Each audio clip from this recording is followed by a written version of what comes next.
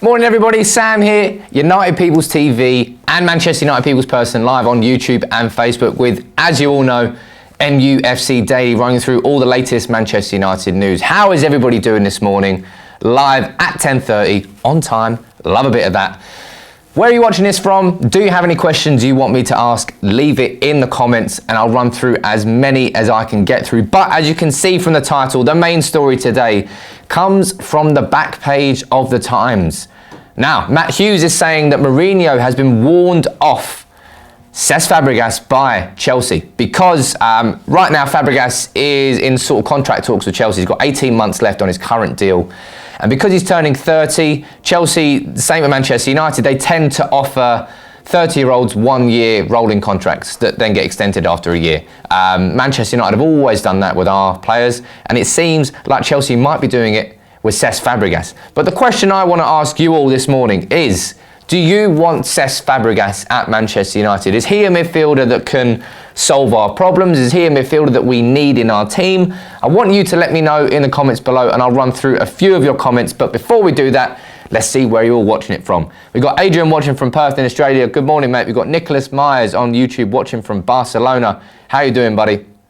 Over on Facebook, we've got Burim watching from Macedonia, Kruger watching from Liberia, Elvis watching from Minnesota, Maxton Lowe, as always, good morning Maxton, watching from Malaysia. We've got Young Bobo watching from Istanbul, Keith in Ireland and Boston Dorlan in New Zealand. I love how there's Reds all around the world watching this. It really is good. But let's get back to the story, Cesc Fabregas. Now, we tried to sign Cesc Fabregas a couple of years ago when we had David Moyes as manager, and that was a painful summer in which we were chasing Fabregas all summer long. We didn't get him. We ended up signing Marouane Fellaini for more than his release clause that expired a couple of weeks earlier on transfer deadline day. It was all a bit of a mess, but ultimately Manchester United failed to sign Cesc Fabregas. He then joined Chelsea, I think, from that point, and he went on to become one of the best midfielders in the Premier League. He nearly broke the assists record before January in one season. But with Manchester United, we've signed Nemanja Matic. Jose Mourinho has gone back to his former club and poached Matic, and he's an outrageously good midfielder. For me, without doubt, Manchester United's signing of the summer so far.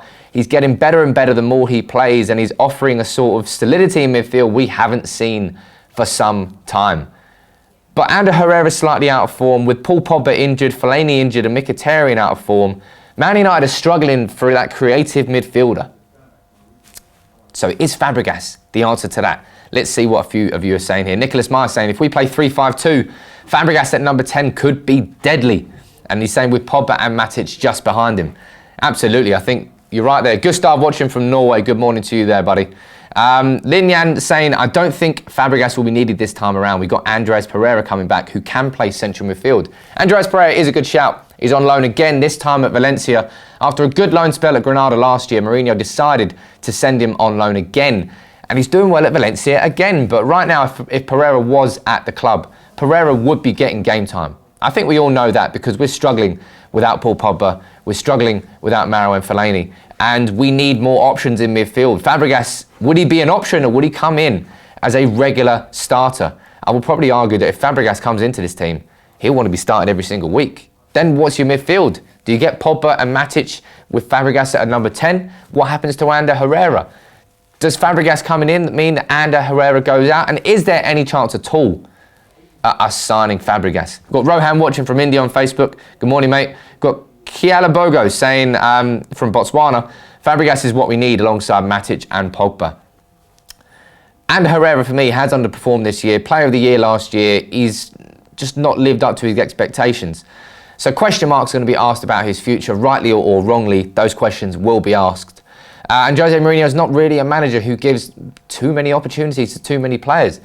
If somebody doesn't impress him enough and he wants to replace him, he'll replace him. He's a very cutthroat manager. Got Sarab saying, after losing Matic, will Chelsea really be willing to sell Cesc to us? Now we have to remember that Antonio Conte did not want to sell Nemanja Matic. It came from above. It came from Roman Abramovich and the board at Chelsea. They ended up replacing him with Timu Bakayoko, who has so far not replaced Matic Not in terms of how good he is as a player. And Kante's been injured, so there's been a little bit more pressure on Bakayoko. But he's a fine midfielder. But Matic has been just a magnificent signing for Manchester United. And maybe Fabregas could be another one of those.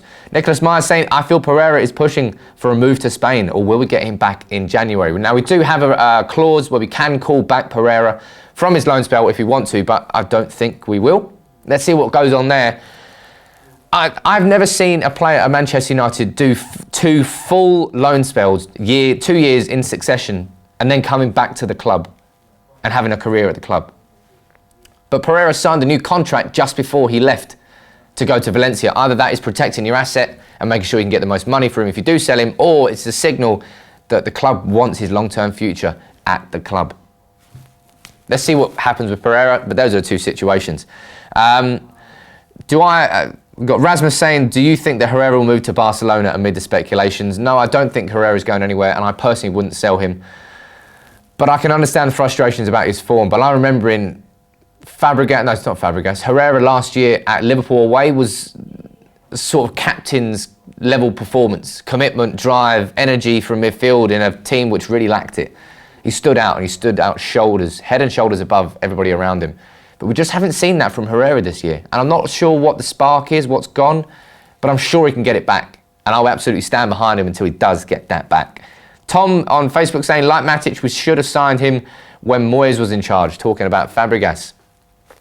I'm not sure any player would have signed under Moyes. I bloody wouldn't have. Andy Yang saying we better concentrate on buying a good winger if Jose is going to buy somebody in the January transfer window. And we've got Anthony Lucas watching from Jamaica. How you doing, Anthony? I don't think Man United will be signing a winger in the window. I don't think Man United will be signing probably anybody in the January transfer window. Let's see what goes on there. But I do feel our squad is strong enough to compete for the Premier League as it is. If Jose Mourinho would have preferred to have got that winger in, Ivan Perisic, but ultimately Ivan Perisic, he stayed at Inter Milan. We didn't offer them enough money. Let's move on from that one. But who is that midfield signing going to be? Because I've always said at the start of the season that midfield was the position where Man United were weakest in terms of strength and depth.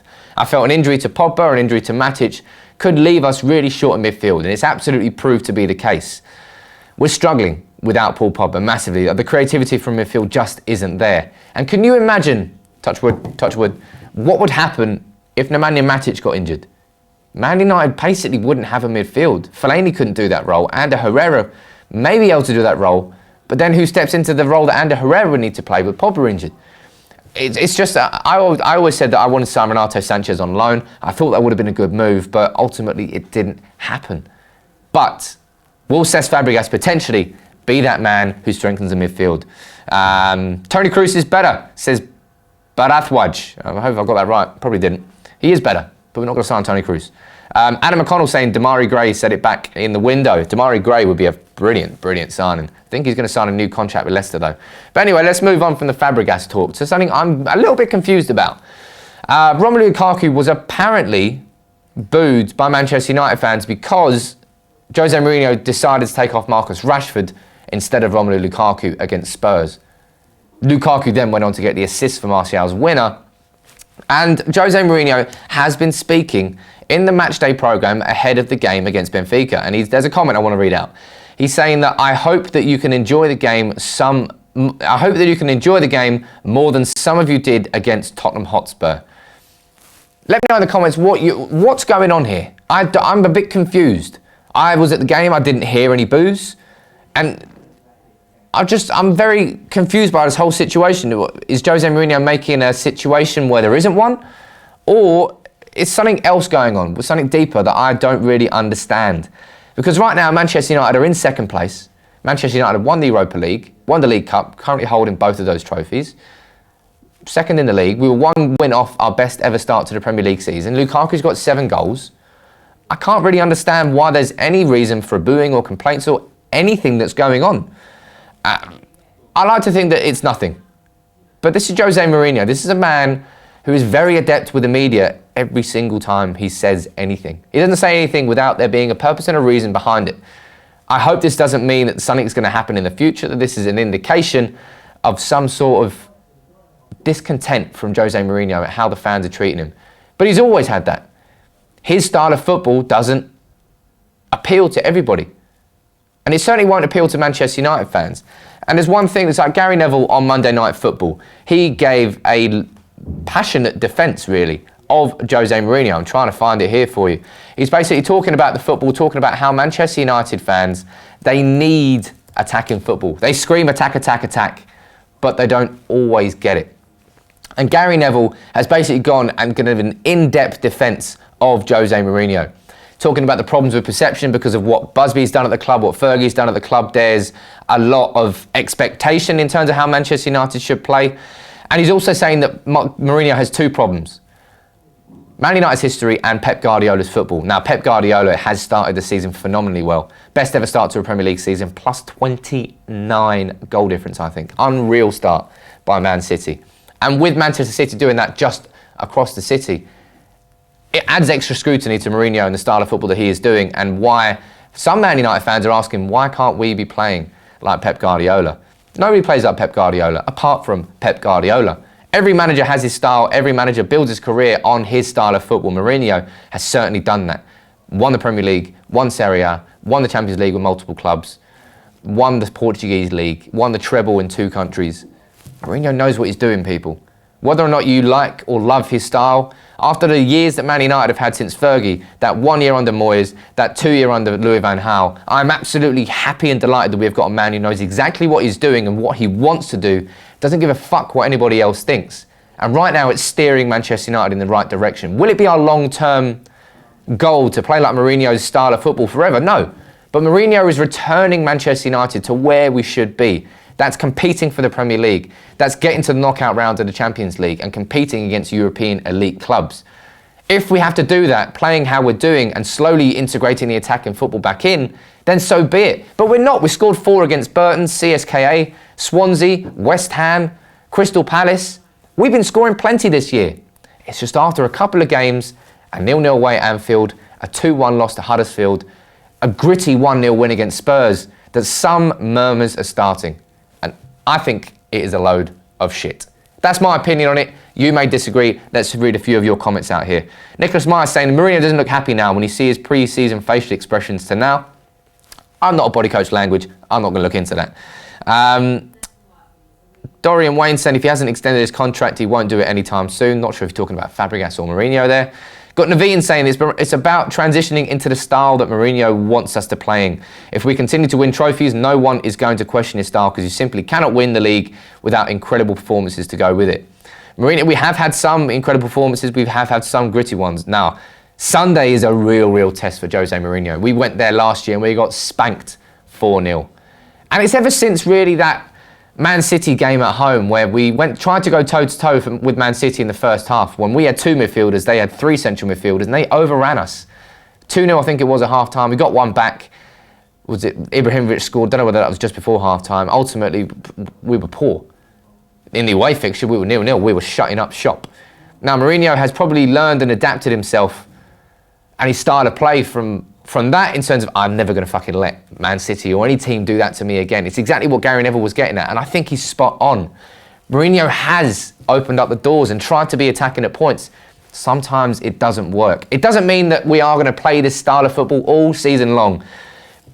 But as you can see, I'm pretty passionate about this subject and the fact that I can't see any reason anybody can criticise what Jose Mourinho is doing right now. Whether that's style of play, results, or anything. We're second in the league. After the 3 years we've had since Fergie left, we needed someone like Jose Mourinho to help establish some stability back into the club. And Mourinho's done exactly that by winning 2 trophies, the first ever Manchester United manager to win a trophy in his first year, and he won a double. Now, if we can go on to compete for the Premier League, we should be winning.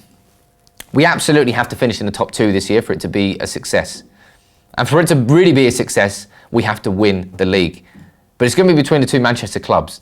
And as long as we're competing in the Premier League and we are there right to the end, then I consider it a success this season. But let me know what you think in the comments. As I said, maybe there is nothing to these murmurs of discontent, but maybe there is. Let me know what you think in the comments below. If you're watching this on Facebook, drop a like on the Facebook page. Share the post as well. Always helps more Reds find the video. If you're on YouTube, drop a like on the video and subscribe to United People's TV if you're new. And I'll see you later on tonight for the live match reaction after Man United's game against Benfica. Hopefully a win. 4 games, 4 wins, 12 points, Champions League knockouts qualifying for. Take it easy, everybody.